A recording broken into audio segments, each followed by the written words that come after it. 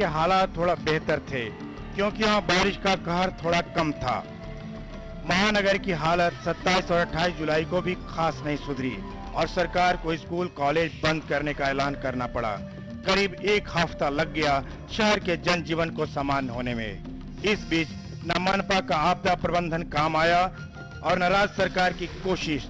सबने हाथ खड़े कर दिए अपने और कहा कि इतनी बारिश में वे कुछ नहीं कर सकते। समुद्र ने भी अपना तांडव दिखाया और ऊंची लहरें उठने के कारण हाई टाइड की स्थिति बन गई और ये पता करना मुश्किल हो गया कि कहां तक समुद्र है। इसकी भविष्यवाणी न मौसम विभाग ने की थी न बीएमसी ने। पूरी तरह फेल रहा प्रशासन। वैसे तो पूरी मुंबई उस त्रासदी को झेल रही थी, लेकिन मीठी नदी के आसपास के क्षेत्र में रहने वालों के लिए वह दिन ज्यादा भयानक था। आसमान से बरसता मूसलाधार पानी और निकासी का कोई उचित प्रबंध नहीं। मुंबईकरों के लिए इंद्रदेव से प्रार्थना करने के अलावा कोई उपाय नहीं था। कई परिवार आज भी उसके कहर से उबर नहीं पाए हैं। मीठी नदी में जीर्णोद्धार भविष्य में इस तरह के कहर से बचने के लिए शुरू किया गया है, लेकिन आज भी राज्य सरकार या महानगर पालिका दावे के साथ यह नहीं कह सकती कि 26 जुलाई 2005 की पुनरावृत्ति नहीं होगी। सहारा न्यूज़ ब्यूरो, मुंबई। चलिए, ये वो नजारे हैं जो जहन से कभी निकलते ही नहीं, लेकिन हम दोबारा इसी तरह का नजारा देखना भी नहीं चाहते। लेकिन प्रकृति ही होती है, अगर वो हमें इस तरह का नजारा दिखाना चाहे तो हम उससे मुंह भी नहीं मोड़ सकते। लेकिन हाँ, इतना जरूर कर सकते हैं कि हम अपनी तरफ से तैयारी रख सकते हैं कि उसके इफेक्ट्स को जितना ज्यादा से ज्यादा कम कर सकें, वो तैयारी हम जरूर अपनी तरफ से कर सकते हैं। एक चीज आपसे भी हम जानना चाहेंगे कि पर्यावरण के साथ छेड़छाड़ जो हो रहा है वो तो वर्ल्ड वाइड हो रहा है। ग्लोबल वार्मिंग की बात हुई, उस पर चर्चा भी चल रही है और साथ ही साथ कोशिश ये की जा रही है कि उसके इफेक्ट को, उसके इम्पैक्ट को कम किया जाए, जितना कम कर सकते हैं। लेकिन ये जो हाई टाइड की जो बात हो रही है, क्या उस हाई टाइड होने से पहले की कुछ निशानी है क्या पर्यावरण में? कुछ इस तरह की चीज, हालांकि हम तो पता तो कर ही लेते हैं, अगर पता नहीं करते तो अभी तक प्रशासन कैसे बताती कि हाई टाइड रहेगी, लेकिन आम लोग क्या इस बात को महसूस कर सकते हैं?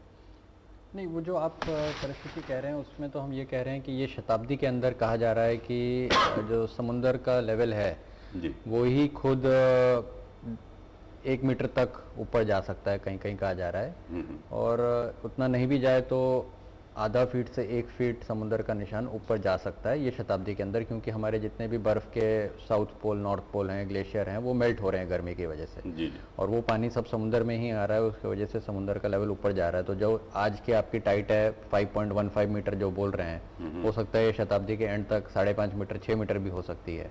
तो अगर वैसी स्थिति आ गई तो बात अलग है, वो तो टोटली अलग से। अच्छा, ये जो मेल्ट हो रहा है पूरी तरह से, जितने भी शहर समुद्र के किनारे बसे हैं उस पर परेशानी आ सकती है। बिल्कुल, चाहे वो मुंबई हो या भी शहर हो, दुनिया न्यूयॉर्क हो, लंदन हो, कोई भी शहर है, सब शहरों पे परेशानी। लेकिन एक शहर है हॉलैंड, हॉलो लैंड, वो बिल्कुल अगर देखा जाए तो समुद्र के नीचे है वो, फिर भी वहां कभी पानी नहीं भरता। हाँ, खैर क्लाइमेट चेंज में तो वहाँ पे भी परेशानी बहुत बढ़ जाएगी, लेकिन जो सीखने की बात है वो डेफिनेटली बॉम्बे जैसे शहरों को हमको हॉलैंड से बहुत ज़्यादा सीखने के लिए है कि किस तरह उन्होंने प्रकृति की विपदा होते हुए भी, प्रकृति उनके पूरी तरह विपरीत है, उनको सपोर्ट ही नहीं कर रही है रहना, लेकिन उसमें भी उन्होंने सपोर्ट सिर्फ जिया ही नहीं लेकिन तरक्की कर रहे हैं, वो तो वहाँ पे प्रॉस्पर भी कर रहे हैं। तो उसमें हमको बहुत ज़्यादा काफ़ी सीखने की जरूरत है।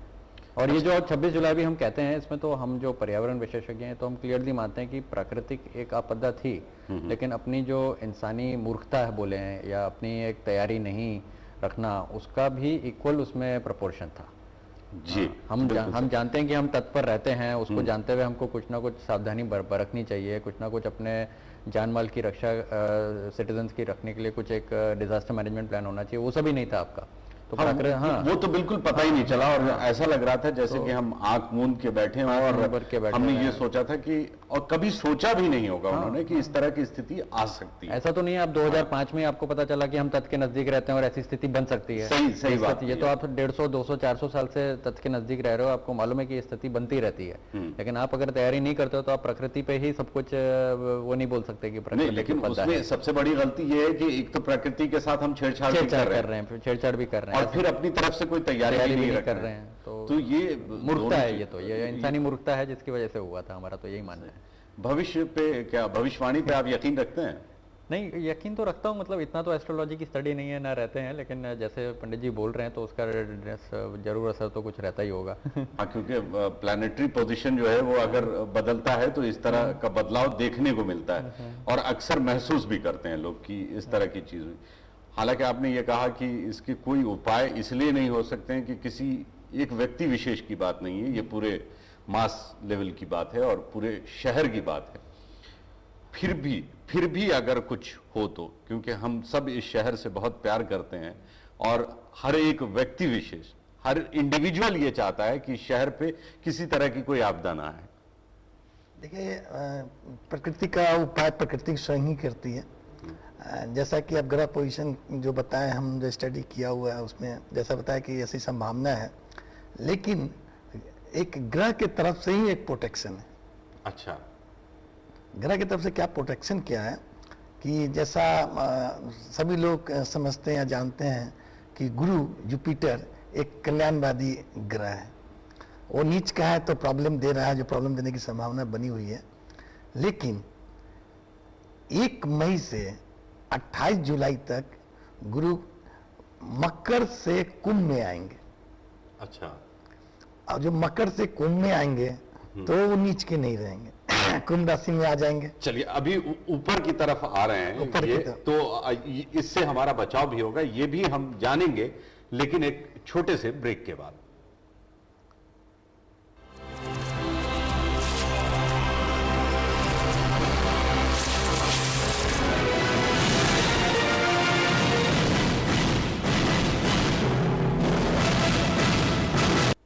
ब्रेक के बाद एक बार फिर आपका स्वागत है। हम चर्चा कर रहे थे कि 26 जुलाई 2005 को जो हुआ, क्या दोबारा इस तरह की स्थिति मुंबई में हो सकती है? क्या उसी तरह की चीजें क्या दोबारा मुंबई में हो पाएंगी या हो सकती हैं?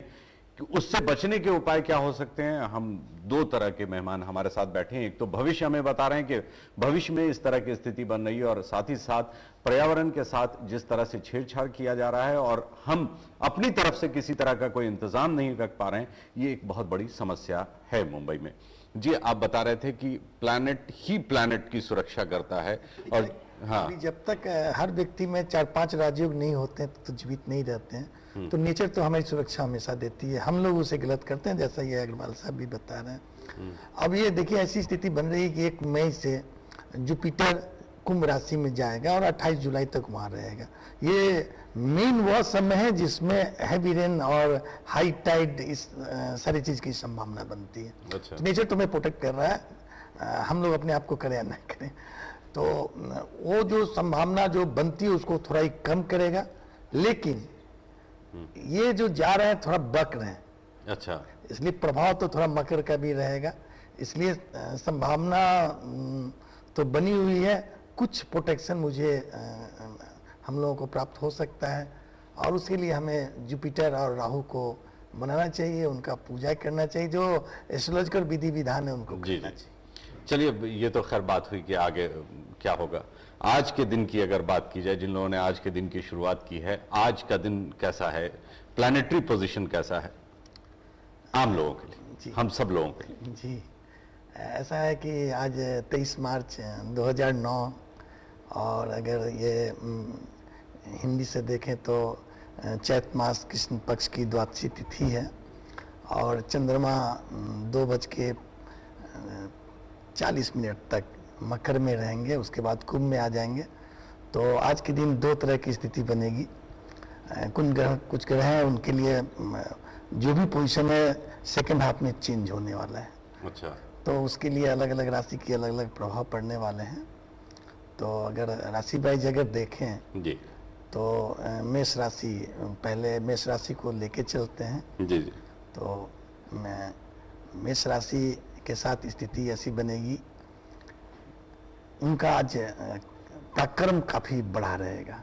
फॉरेन से लाभ होगा, विदेश से भी कुछ लाभ होगा उन्हें, और आज वो जोश खरोश से काम करेंगे। चलिए, मेष राशि वालों के लिए अच्छी खबर है। हाँ।